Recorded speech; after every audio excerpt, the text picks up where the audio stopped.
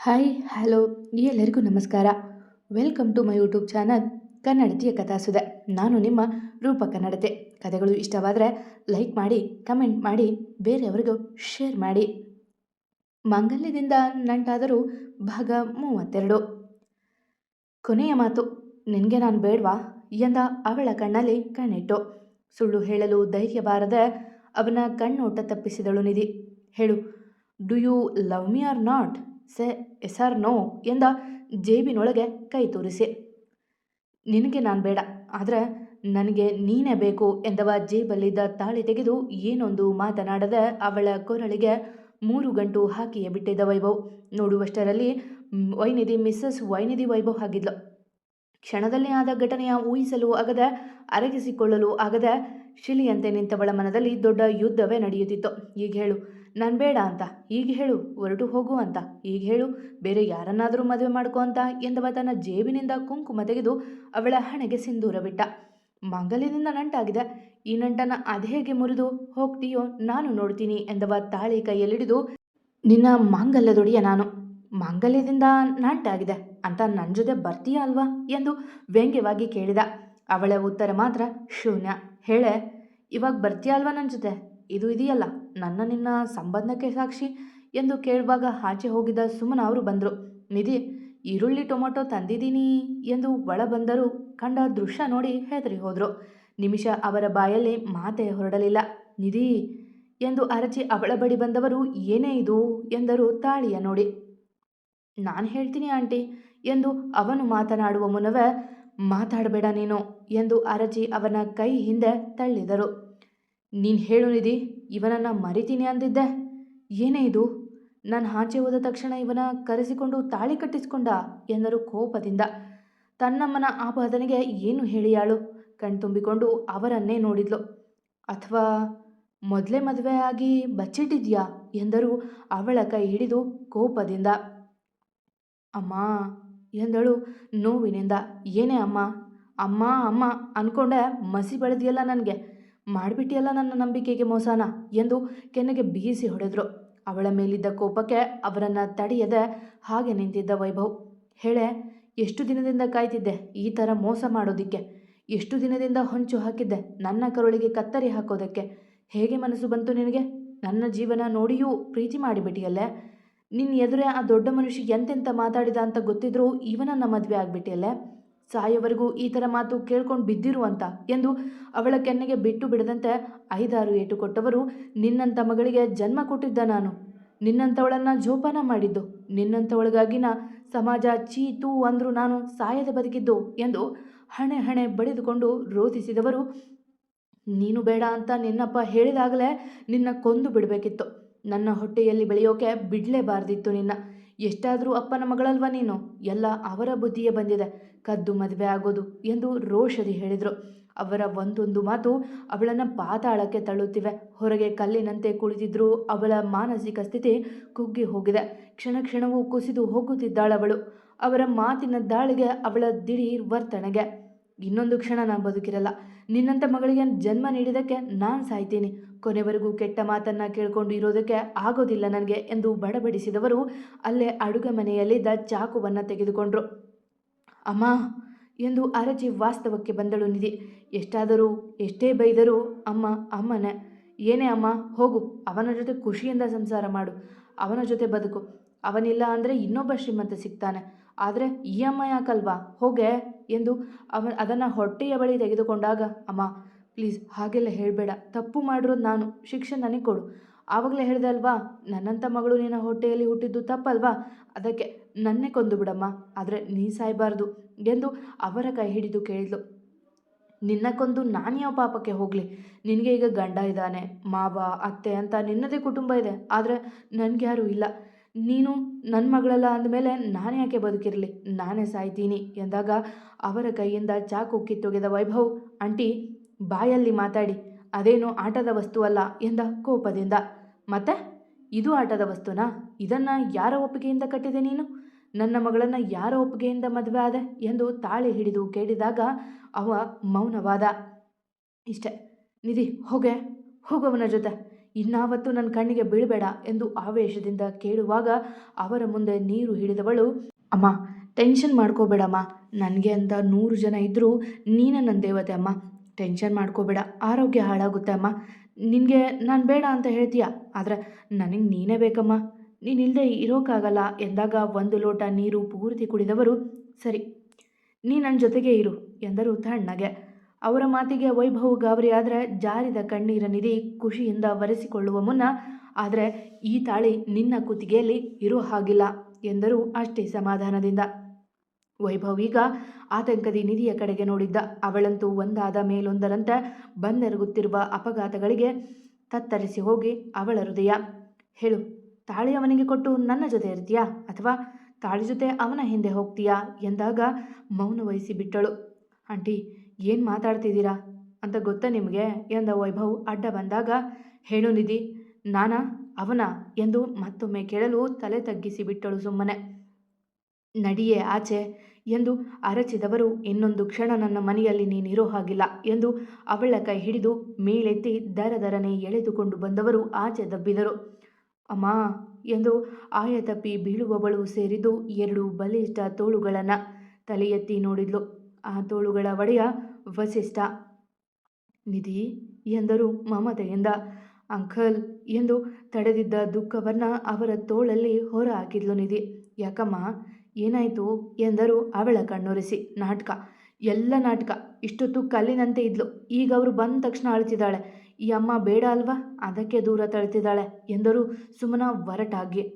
ಅಮ್ಮ ಎಂದು ದೀನವಾಗಿ ಕೂಗಿದ್ಲು. ಬರಬೇಡ, ಒಳಗೆ ಬರಲೇಬೇಡ, ಹಾಗೆ ಹೊರಟು ಬಿಡು ಎಂದು ಕೂಗಿದರು. ಸುಮನಾ ಅವರೇ, 1 ನಿಮಿಷ, ಏನಾಗಿದೆ ಅದನ್ನು ಮೊದಲು ಹೇಳಿ. ನೀವು ಹೀಗೆ ಕೂಗಾಡಿದರೆ ನನಗೆ ಹೇಗೆ ಅರ್ಥ ಆಗಬೇಕು ಎಂದರು ವಸಿಷ್ಠ ನಿಧಿಯನ್ನು ಬೆಳೆಸಿಗೆ. ಇಲ್ಲಿ ನಿಂತಿದ್ದಾನಲ್ಲ ನಿನ್ನ ಮಗ, ಅವನನ್ನು ಕೇಳು. ಅಲ್ಲಿ ನಿಂತಿದ್ದಾಳಲ್ಲ ನಿನ್ನ ಸೊಸೆ, ಅವಳನ್ನು ಕೇಳು ಎಂದು ಇಬ್ಬರಿಗೂ ಕೈತೋರಿ ನುಡಿದಾಗ ವಸಿಷ್ಠ ಅವರು ವೈಭವ್ ಕಡೆಗೆ ನೋಡಿದರು. ನಾನು ನಿಧಿನ ಮದುವೆ ಆದ ಡ್ಯಾಡ್ ಎಂದ ಧೈರ್ಯದಿಂದಲೇ. ಆಶ್ಚರ್ಯದಿ ನಿಧಿಯ ಕಡೆಗೆ ನೋಡಿದರು ವಸಿಷ್ಠ. ಕೊರಳಲ್ಲಿ ತಾಳಿ ಇತ್ತು, ಮುಖದಲ್ಲಿ ನೋವೇ ಇತ್ತು. ಏನಂದೆ? ಯಾರನ್ನ ಕೇಳಿ ಮದುವೆ ಆದೆ ನೀನು ಎಂದರು ಅವನ ಬಳಿ ಬಂದು. ಡ್ಯಾಡ್, ನನಗೆ ನಿಧಿನ ಕಳ್ಕೊಳ್ಳೋಕೆ ಇಷ್ಟ ಇರಲಿಲ್ಲ, ಅದಕ್ಕೆ ಮದುವೆ ಆದೆ. ಈಗ ಆ ವಿಷಯ ಬಿಟ್ಟು ಇವರ ಜೊತೆ ಮಾತಾಡಿ. ನಾನು ಇಲ್ಲೇ ಇರ್ತೀನಿ, ಇವಳು ಬೇಡ, ಹಾಗೆ ಹೀಗೆ ಅಂತ ಏನೇನೋ ಮಾತಾಡ್ತಿದ್ದಾರೆ ಎಂದ ಅಸಹನೆಯಿಂದ. ನೀನು ಮಾತಾಡಬೇಡ ಕಣೋ, ನಿನ್ನ ಮೇಲೆ ಕೋಪ ನನಗೆ. ನಿನ್ನ ಪ್ರೀತಿ ಮಾಡ್ತಿದೀಯಾ ಅಂತಾನೆ ನನ್ನ ಮಗಳನ್ನು ಇಲ್ಲಿಗೆ ಕರೆದುಕೊಂಡು ಬಂದೆ, ಆದರೆ ನೀನು ಇಲ್ಲಿಗೂ ಬಂದಿದೀಯಾ. ಇವಳಿದಾಳಲ್ಲ, ಫೋನ್ ಆಫ್ ಮಾಡಿದ್ರು ಹೇಗೋ ನಿನಗೆ ವಿಷಯ ತಿಳಿಸಿಬಿಟ್ಟಿದ್ದಾಳೆ.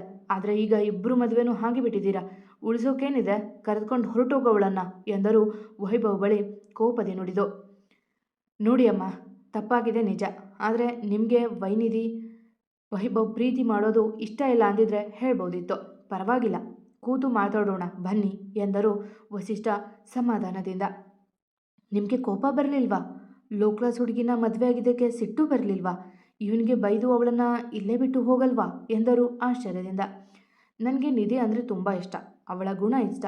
ಹಣ ಇವತ್ತಿರುತ್ತೆ, ನಾಳೆ ಹೋಗುತ್ತೆ. ಈ ವಿಷಯ ಆಗಿದ್ದರೆ ಅಲ್ಲೇ ಕೇಳ್ಬೋದಿತ್ತು, ದುಡುಕಿದ್ರಿ ನೀವು ಎಂದು ವಸಿಷ್ಠ ಅವರು ಹೇಳಲು, ಹೌದೌದು, ನಾನು ದುಡುಕು ನಿರ್ಧಾರ ತಗೊಂಡೆ. ನಿಮ್ಮಂಥ ಶ್ರೀಮಂತರ ಸಹವಾಸ ಮಾಡಿದ ಇವಳನ್ನು ಅಲ್ಲೇ ಬಿಟ್ಟು ಬರಬೇಕಿತ್ತು. ಯಾರನ್ನಾದರೂ ಮದುವೆ ಆಗುವಂತ ಕಣ್ಮುಚ್ಚಿ ಒಪ್ಪಿಗೆತ್ತಾ ಎಂದರು ಕೋಪದಿಂದ.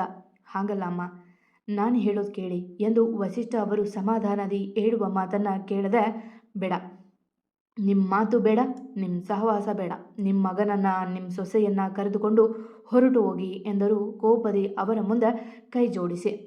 ಓಕೆ ಫೈನ್, ಇದೇ ಕೊನೆ ಮಾತು ಅಂದರೆ ಸರಿ. ನನಗೇನು ನನ್ನ ಸೊಸೆನ ನೋಡ್ಕೊಳ್ಳೋಕೆ ಕಷ್ಟ ಆಗಲ್ಲ, ಆದರೆ ನೀವು ಇವತ್ತು ಮಾಡ್ತಿರೋದು ಪ್ರತಿ ಮಾತಿಗೂ ಮುಂದೆ ಬೆಲೆ ಕಟ್ತೀರಾ ಎಂದು ನಿಧಿಯ ನೋಡಿ, ನಡಿಯಮ್ಮ ನಿಧಿ ಹೋಗೋಣ ಎಂದಾಗ ಓಡಿ ಬಂದು ಸುಮನ ಅವರ ಕಾಲು ಹಿಡಿದವಳು.